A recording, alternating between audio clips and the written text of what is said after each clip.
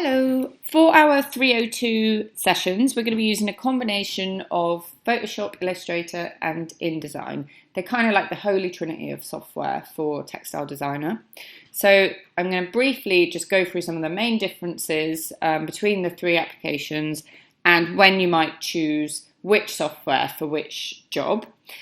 And I'm going to start with Photoshop. So Photoshop's excellent at working with images such as scanned artwork, photographs, digitally created paintings, which I'm sure most of you already have experience of. So it's fantastic for handling tone and for manipulating images, building repeats, etc. When it comes to producing graphics such as logos, etc., Photoshop has its downsides, and we would actually choose something such as Illustrator. I'll just give you a demonstration of one of the reasons why that is.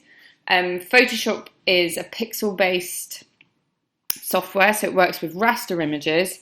So if I was to scroll right into this artwork, you can see here, hopefully, that this image is made up of pixels. I'm sure we're all familiar with this.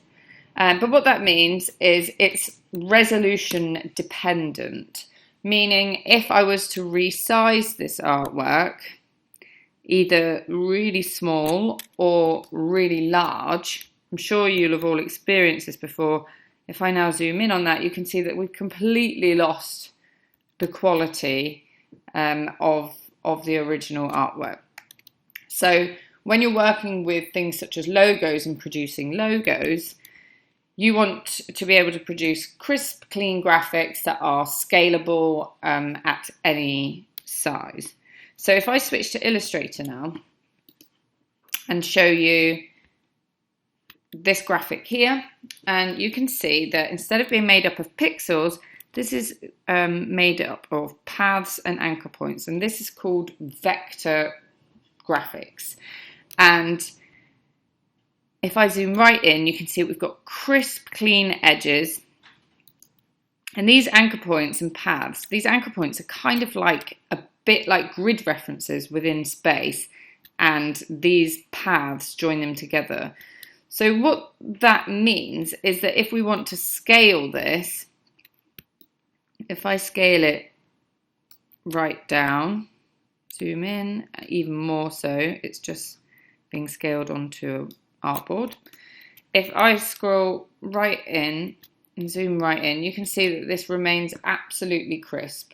So theoretically, these kind of vector-based graphics are scalable infinitely, and they don't lose any quality. So these vector graphics are resolution independent. So Illustrator, perfect for making logos, working with text, posters and things like that. And InDesign, there's lots of crossovers between when you choose different software.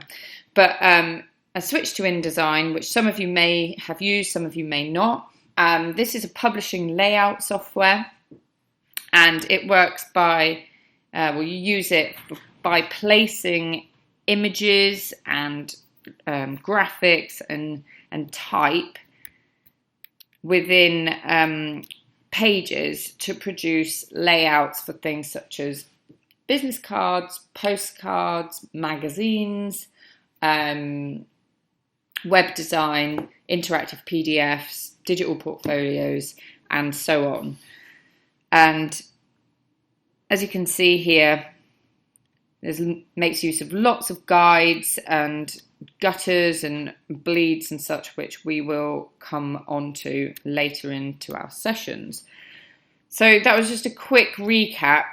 Lots of that you may already know, but it's quite nice at the beginning of these sessions when we're going to be using all three to just have a little refresh on the differences between the applications and when you might choose what.